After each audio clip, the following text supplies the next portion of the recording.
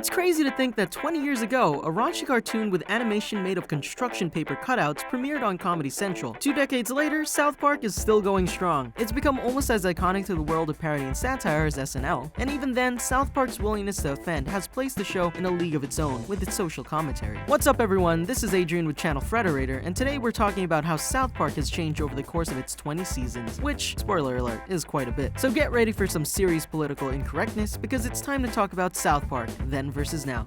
Okay.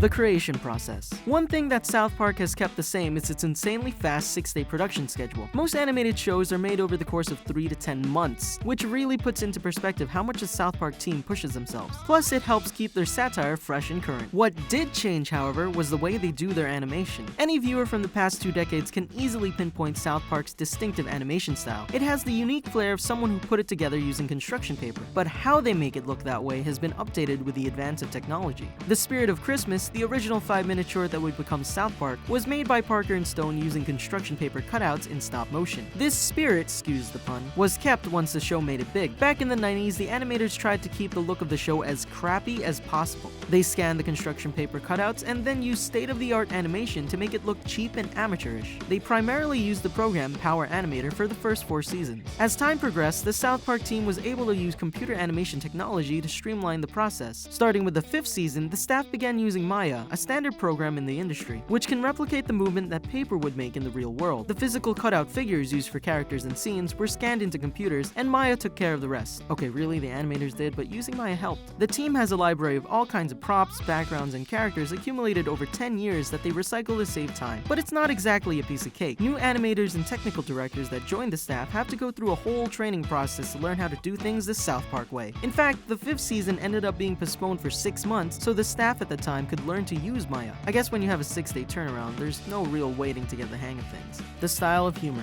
South Park's humor has always been crude and aggressive, if not also topical, intelligent, and insightful. However, its early days were mostly focused on the crude and aggressive half rather than the topical and intelligent half. The first few seasons of South Park are somewhat more juvenile, looking a bit like Parker and Stone were trying to figure out what they could get away with on cable TV. Later seasons, however, are more sharply satirical, aging with the creators themselves and channeling their cynicism with whatever's happening in the world into comedy. Another factor that's changed with the aging of the creators is the shift in focus to more adult characters, and as a result, the jokes themselves have even been coming out of the adults more now, versus primarily being delivered by the kids in earlier seasons. Matt Stone explained, instead of Stan or any of the other boys having this big voice, it's Randy, Stan's father, who has the big voice, and it's because that's who we relate to now. Luckily, Stan has a grandpa because the jokes will probably move to him eventually. In current seasons, Stan's father, Randy, has become a much more prominent character, going from bumbling doofus to a centerpiece of several episodes who always means well. Leanne, Cartman's mother, started out the show as a doormat who spoiled her ill-behaved son, but has put down the proverbial boot more often in recent seasons, like when she punishes Cartman for beating up his friends, and for his foul mouth, in Coon 2 Hindsight, and she even yells at him in public in Human Sentai Pad. And of course, the jokes and running gags used in episodes have changed over the years too. Kenny, for example, hasn't been killed in years. This was a gag used in every episode in the first 5 seasons, but the creative team eventually exhausted the joke. Stone and Parker tried to kill off poor Kenny permanently in season 6 and had Tweak and Butters take his place, but it didn't stick and he came back in the season's finale. Since then, Kenny hasn't died anywhere near as often. Older seasons often ended with Kyle remarking, "You know, I learned something today," but that gag has faded with the many deaths of Kenny. Poor Butters, however, gets grounded very often nowadays, and Mr. Garrison's change in gender to Mrs. Garrison didn't last long. But one thing that South Park's always made fun of, politics. A major evolution in the show's humor has come pretty recently. South Park won't be making fun of the Commander-in-Chief. Donald Trump had a cameo way back in season 5, but for obvious reasons, he's a much bigger deal nowadays. But Stone and Parker don't have any plans of presidential satire. As Trey Parker explained, it's tricky now because satire has become reality. He added, "We couldn't keep up, and what was actually happening was much funnier than anything we could come up with. So we decided to kind of back off and let them do their comedy, and we'll do ours."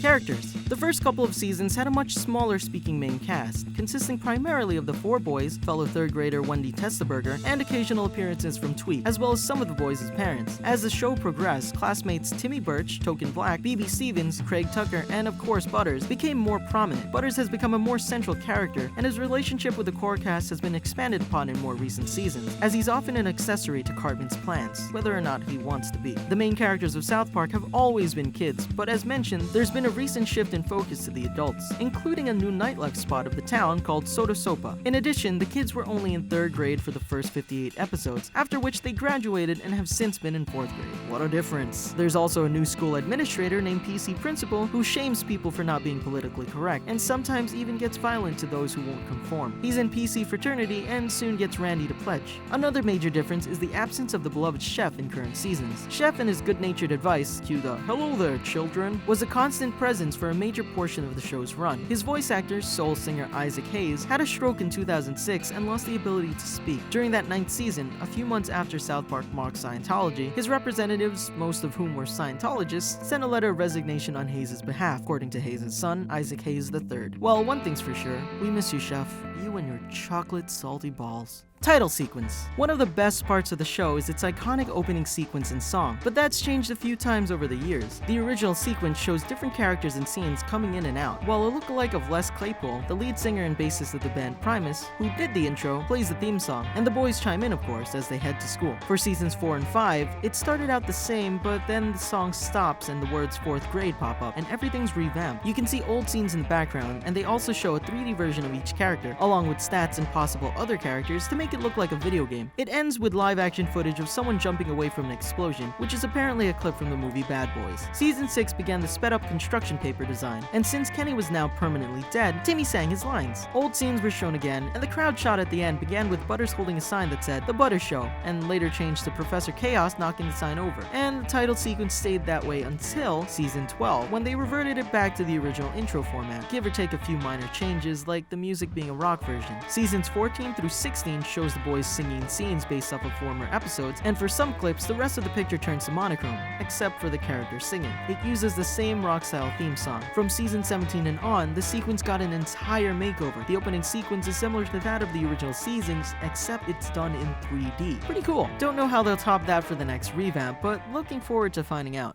The fans. South Park takes place in the titular fake town in Colorado, which means that there's quite a bit of references, spoofs, and teasing regarding the Centennial State. But people aren't always particularly receptive to being made fun of, so for over half of the show's run, the entire state of Colorado weren't fans of the series. But all of this changed during the Democratic National Convention in 2008. The Denver International Airport's display of Colorado for visitors included South Park among the things that Coloradans were proud of. This affirmation was a huge deal for Stone and Parker, and the current governor of Colorado, John Hickenlooper, has openly said that the show is smart and that its biting satire is important to keeping American culture and democracy honest. As is the case with other long-running shows, some fans of the show have aged while others weren't even alive when the show began. Kids back then used to get in trouble for wearing South Park t-shirts to school when the show first started, but now Stan, Kyle, Cartman, and Kenny are too ingrained in culture for anyone to bat an eye. The web, not even a decade old when South Park aired, has helped fans of the show talk to each other and share theories more and more over the years. Many fans of the show have been critical in recent seasons. Much like with fans of The Simpsons, there's been a lot of talk of the show becoming stale or running out of ideas. Criticisms have been levied at the show aging a bit, with what used to be edgy and forward-thinking humor willing to mock both sides, becoming less unique with age. But that doesn't mean the show still isn't funny and sharp, finding ways to riff on everything we hold sacred and reminding us not to take ourselves too seriously. Episode structure. The number one biggest change since South Park's beginnings is the switch to a serialized structure. Up until season 19, the episodes were standalone stories that weren't necessarily connected to each other. Matt Stone explained that it was a different time in television back then, when you had to do the sitcom-style reset every week. But TV shows and audiences have both progressed to be able to handle following a storyline through nowadays. So for season 19, they created 10 episodes that were all connected under the theme of political correctness. Thus came PC Principal, and the show now even references its own episodes. In Tweak X Craig, Randy says, "Our town has only had a Whole Foods for 3 weeks, and we already have our first gay kids. So cool." This is a reference to a previous episode titled The City Part of Town, in which the town campaign campaigns for Whole Foods to come to the area. You can even see Cartman's out-of-control yelping in the episode You're Not Yelping, and then you see his obsession with his online presence again in Safe Space, as well as Randy's anxieties during his Whole Foods shopping experience. Hello, continuity. And there you have it, everyone. I'm Adrian, and thanks for watching Then vs. Now South Park. How do you think South Park's changed over the years? Share your thoughts in the comment section below, and click that bell icon to become part of the notification squad. Don't forget to subscribe to channel Frederator for more awesome content, because remember, Frederator loves you.